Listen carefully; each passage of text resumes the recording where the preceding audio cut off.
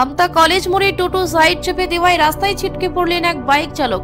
পায়ে গুরুতর চোট পেয়ে যন্ত্রণায় ছটফট করতে থাকলেন বাইক চালক। এই ঘটনা একদিনে নয়, আমতা ঝিকিরা সড়কে এমন দুর্ঘটনা প্রায় সময় ঘটছে বলেই জানিয়েছেন স্থানীয়দের একাংশ। আমতা ঝিকিরা সড়ক ও আমতা বাগনান সড়কে প্রায় দিন দুর্ঘটনা ঘটছে। বেশি ঘটছে বাইক দুর্ঘটনা, পাশাপাশি টোটো, ইঞ্জিন ভ্যান সহ বিভিন্ন যানবাহন দুর্ঘটনা আকছার ঘটছে। স্থানীয় মানুষদের একাংশ, টোটো সহ গাড়ি চালকদের একাংশের অভিজ্ঞতা না থাকার কারণে দুর্ঘটনা ঘটে থাকে। মঙ্গলবার আমতা ব্রিজ থেকে নামছিল টোটো ও বাইক। কোনোভাবেই টোটোর সাইডে ধাক্কা লেগে পিচ রাস্তায় পড়ে যান বাইক চালক। বাইক চালকের পায়ের হাঁটুতে আঘাত লাগায় রাস্তাতে বসে পড়েন তিনি। তবে টোটো চালক নিজে সাহায্যে এগিয়ে আসেন। বাইক চালকের পায়ে জল দিয়ে প্রাথমিক সুস্থতার ব্যবস্থা নিজেই করেন।